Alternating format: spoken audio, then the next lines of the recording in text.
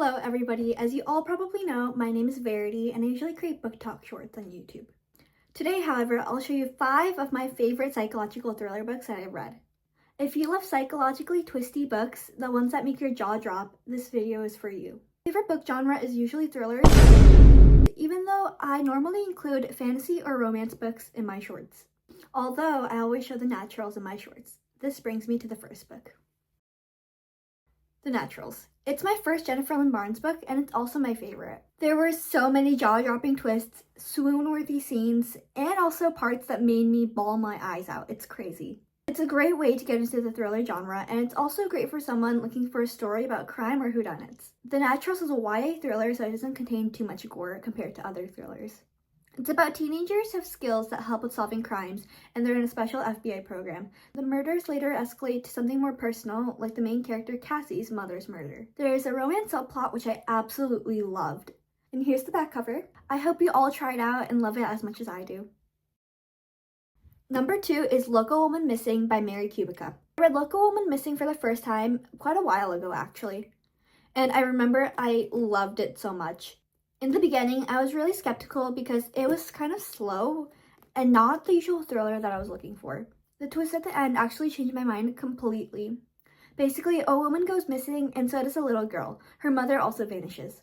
The little girl, Delilah, ends up returning and the case is reopened.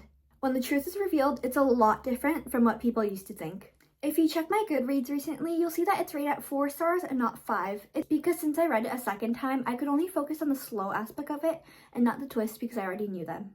Here's the back cover. I recommend it if you want a light and mellow thrill at the beginning and then a shocking twist at the end.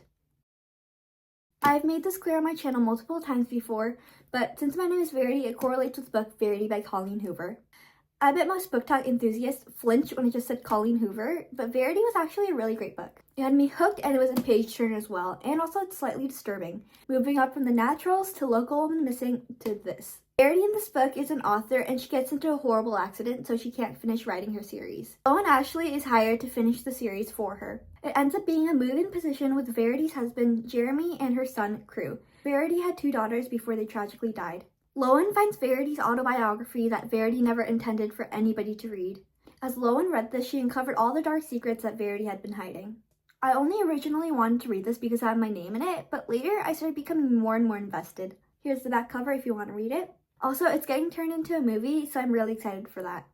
If you want something that's fast-paced and slightly sinister, then I definitely recommend Verity. Frida McFadden is quite a popular author, especially with The Housemaid.